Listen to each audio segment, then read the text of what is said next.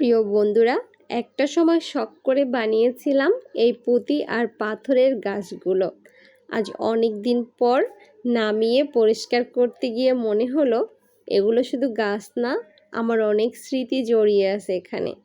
দূর থেকে দেখলে অনেকেই আসল গাছের মতো মনে করেন, কিন্তু আসলে প্রতিটা গাছই হচ্ছে পাতা আর নিজের মতো করে বানানো পাথরের ফলগুলো। খুবই সুন্দর। এই যে বেগুন গাছটা দেখেন কত সুন্দর করে বানিয়েছি দেখুন, কিন্তু অযত্নে ধুলো জমে গেছে। আজকে তাই পরিষ্কার করব এগুলো। কত সুন্দর লাগছে দেখুন। এইখানে যে গোলাপ গাছ আর কমলা গাছটা খুবই বড়। এগুলো কেনা, এগুলো আমার নিজের হাতে বানানো নয়, তবে ওই যে লাভের মতো দেখতে পাচ্ছেন, এটি আমি বানিয়েছিলাম উইল সুতা দিয়ে। আপনারা দেখতে চাইলে ভিডিওতে কমেন্ট করবেন। তারপর দেখেন এই যে জামরুল গাছটা, সরাসরি দেখলে আপনি চোখই ফেরাতে পারবেন না, এত সুন্দর এই গাছটি। পরিষ্কার করার পর যে কতটা সুন্দর লাগছে তা দেখে আপনারা অবাকই হয়ে যাবেন। কমলা গাছটাও কিন্তু বেশ সুন্দর। সব মিলিয়ে মনে হচ্ছে আমি একটি বাগানের ভিতরে রয়েছি। আর নিজের হাতে তৈরি করা যদি এরকম ঘরে থাকে তাহলে কারই না ভালো লাগে বলুন। এই সবগুলো একসাথে আমি আজকে পরিষ্কার করব, আবার নতুন করে সাজিয়ে রাখব। প্রথমে আমি একটি পরিষ্কার বলের ভিতরে এই বেগুন গাছটা রেখে পানি দিয়েছি। দেখুন পানি দেওয়ার সাথে সাথে কতটা ঝকঝক করছে। এরপরে আমি এগুলো সাবধানে সাবান পানি দিয়ে ঘষে আস্তে আস্তে এগুলো সব পরিষ্কার করে ফেলব।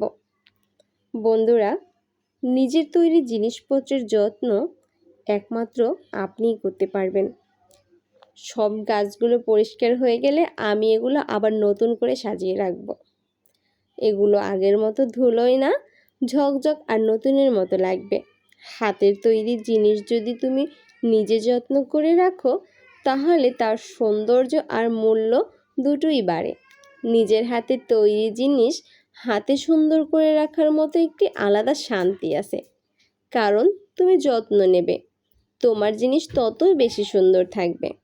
আর অন্য কেউ না, তুমি নিজেই পারো তোমার আসল মূল্য বুঝবে। আজকে কাজ শেষ করে ছোট ছোট যত্ন বাড়বে এবং ভালোবাসা বাড়বে।